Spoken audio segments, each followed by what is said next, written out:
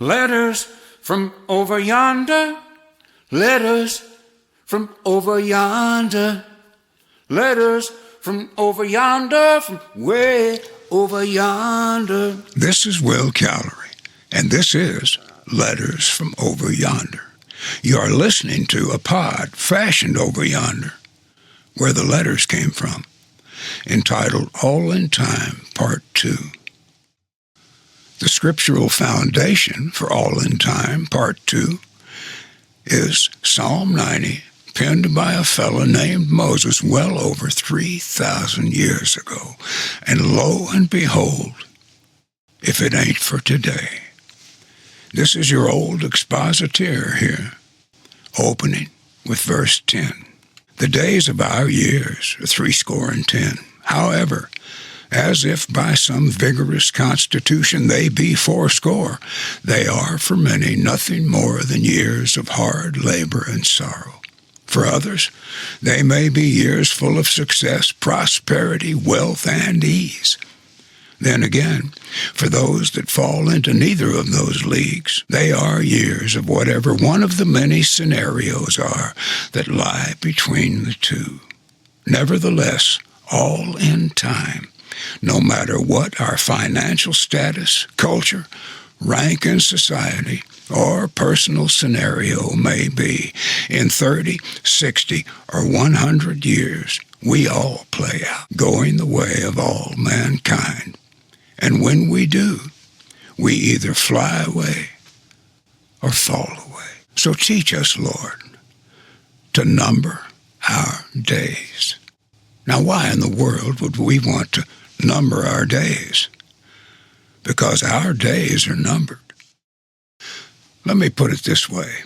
It ain't no easy task getting a handle on that long-lost yet excellent art of numbering our days, so as not to be deceived by our own calculations concerning the time we are granted here on earth, as did a certain wealthy fellow, a farmer turned politician, whose political livelihood, through insider trading, of course, brought forth wealth unimaginable, an astounding abundance that was indeed hard to hide. My, says he, what in the world shall I do with all of this? Why, to launder this great wealth, I will tear down my barns, my granaries, and my storehouses, and build greater ones in which to store my grain and my goods, so that everyone will believe that this great ill-gotten gain came from my ingenious and innovative farming skills. I will then say to my soul, oh, my soul, you eat, you drink, and you be merry, for you are about to live a life of pleasure, power, and ease. You're set for life. As for my soul, as far as that's concerned, perhaps at a later date, in the winter of my years, when I really need him, I'll get right with God then, I've got plenty of time. But that night, the Lord said to the fellow, you fool, this is the night your soul is to be required of you. Luke 12:20, verse 12. So teach us, O Lord, to number our days, that we may fill our hearts and rule our minds with not the crafty weathercock wisdom of this world, nor the gilded, vain, glorious wisdom of philosophers and professors, or the sometimes so humble, religious, yet void of the Spirit, wisdom of condemnation, fathered mainly by many a notorious beggar. Or, on the other hand, that showy, religious, also void of the Spirit, carnival-like, whip-cracking, lion-taming wisdom, rehearsed by those who are surely akin to prancing peacocks, flying trapeze artists, and hot air balloons. And certainly not The scripturally bankrupt cutie pie quotes and bumper sticker cliches dreamed up by the manufacturers of wristbands and necklaces, spiritual concert promoters, and man-up conventioneers, right on down to the devastation of the soul by AA restoration. All of which, of all of the above and everything in between, from cessation to sensation, are today fabricated, packaged, promoted, and sold as the voice of God and the moving of the Spirit. My, in the midst of all the confusing theatrics, hoopla, glitz, glamour, and hoodwinking of today, what is one to do who truly wants to get in touch with the Lord, who truly needs to get in touch with the Lord? It's very simple. Get on your knees and cry out with all your heart, Lord, I need you. And I promise you, not unlike the wind, he will show up in ways you never imagined. James 4:8. For it says in 1 Corinthians chapter 2, verse 9, your eyes have not yet seen, nor have your ears ever heard, neither has it entered into your heart, the unfathomable and wonderful things God has prepared for you, for those that love him. 1 Corinthians 2:9. For the Spirit of God, the Holy Spirit, out of the realm of the Spirit, like the wind, can rustle up a whisper or make the forest dance. We can feel him, we can hear him, but who knows where he comes from and who knows where he goes? So is everyone born of the Spirit.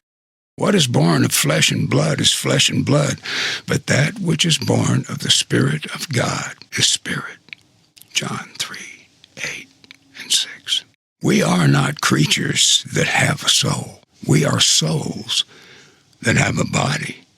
And no matter what our stature may or may not be in 30, 60, or 100 years, flesh and blood plays out. But the soul lives somewhere forever. Don't deceive yourself by making light of numbering your days. For like genders, there ain't but two destinations. And although everyone is welcome to be born of the Spirit of God does not render himself submissive to the whims of men. There is an eternity of difference. There is an eternity of difference between the whims of a man propelled by his own breaking wind and the broken man whose strength the Lord renews, then mounts up with wings as an eagle, so that the winds of the Spirit of God might carry him wherever it is that the Lord wishes. Isaiah 40:31. You know, if we think we already understand it all, then we are not unlike the rich young braggart who, already knowing it all, rendered himself not only ignorant, but a narcissistic fool to boot. For how can a man who knows it all learn anything? Luke 18:18 through 30.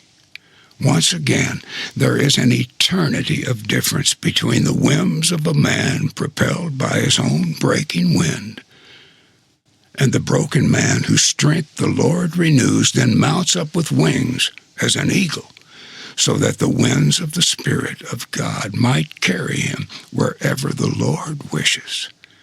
Isaiah 40:31. So teach us, Lord, to number our days, that we might fill our hearts with the wisdom that comes from above, the wisdom of God, your wisdom, which only comes by waiting upon you in the quiet, secret place of the Most High until the illumination of the revelatory power of the Holy Spirit comes. And when it does, you'll know it. It comes out of the realm of the Spirit. Those that wait upon the Lord shall renew their strength. They shall mount up with wings like eagles.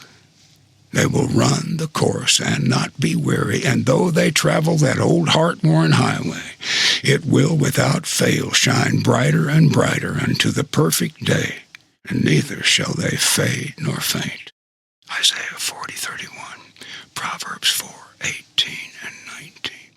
So teach us, Lord, to wait for the manifestation of the baptism of the Holy Spirit. For where the Spirit of the Lord is, it is there that there is liberty. For it is you, O Lord, and you alone, that raise men up and set men free. Galatians 5:1, Psalms 90:13, 2 Corinthians 3:17, Isaiah 40:31, James 3:17, Proverbs 2:1-7, and 1 Corinthians 3:19. In summary, this old expositor must say, wherever we end up in eternity, whatever our final destination might be, and like genders, I promise you, there ain't but two.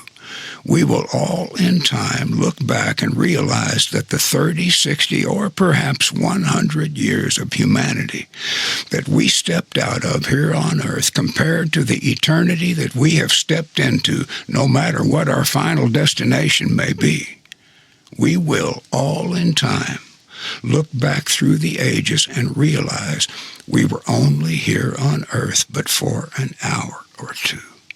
Which brings to mind something the Lord spoke to me years ago. Can you not even spend an hour with me? Matthew 26:40-45. Teach us, Lord, while our shadows still grace the earth, to number our days, to follow after the wisdom that comes from above, that we might use the time we are granted wisely, by continually fetching day by day your divine providence from heaven to earth. For 1,000 years will all in time be to us just as it is to you, nothing more than a day when spent, when past, nothing more than a watch in the night. Matthew 6:10, Psalm 90, verse 12 and verse 4. Teach us, O Lord, to number our days before that fleeting shadow that follows us everywhere and mimics our every move no longer falls upon the earth. For without you, our lives amount to nothing more than tall tales told, like braggarts at the bar. Without you, we will have spent them sailing away with Plato on that vainglorious ship of fools. He never slows down, waits for no one. It ain't his nature to give a damn. He just rolls on like a river through your life, through your hands, all in time. All in time. Sometimes one can save you nine. All in time, you will find he just rolls on down the line. All in time. Tell me who if you weren't born for a time such as this. If you back down now, we will perish. Someone else, they will take our place. All in time, all in time.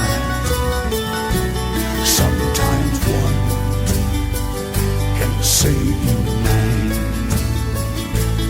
All in time, you will find if you don't move, he will pass you by, all in time.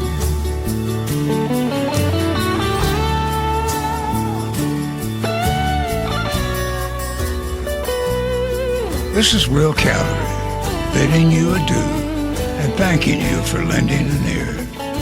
You can get in touch with me at lettersfromoveryonder.com or via email at lettersfromoveryonder@gmail.com. God bless you, one and all.